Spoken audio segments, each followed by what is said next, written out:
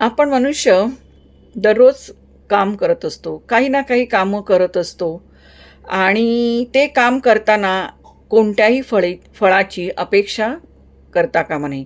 म्हणजे असं, की जे काम आपल्यासमोर आहे ते व्यवस्थितपणे केलं पाहिजे, पार पाडलं पाहिजे, एवढंच आपल्याला माहीत असायला पाहिजे.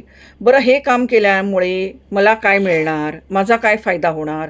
असं जर विचार करत म्हटलं तर कोणतंच काम तुम्ही करणं शक्य नाही.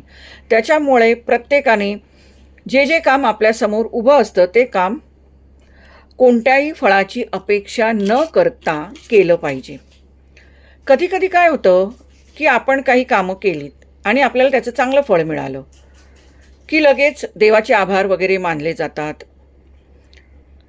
त्यांना देव दिसायला लागतो.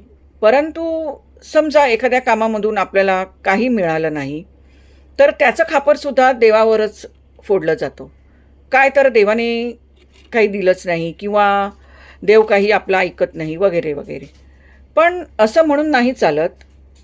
तुम्ही कर्म करत राहा, फळाची अपेक्षा न करता. कारण ज्याचं कर्म चांगलं त्याला फळ निश्चित मिळणार हे ठरलेलं आहे. देव कोणालाही कधीच रिकामा ठेवत नाही. परंतु तुम्ही जर चांगलं कर्म करत राहिला तर तुम्हाला त्याचं फळ नक्कीच चांगलं मिळणार आणि जर तुमची कर्म वाईट असतील तर त्याचं फळसुद्धा वाईटच मिळणार. मग दोष देवाला देण्यात काहीही अर्थ नाही.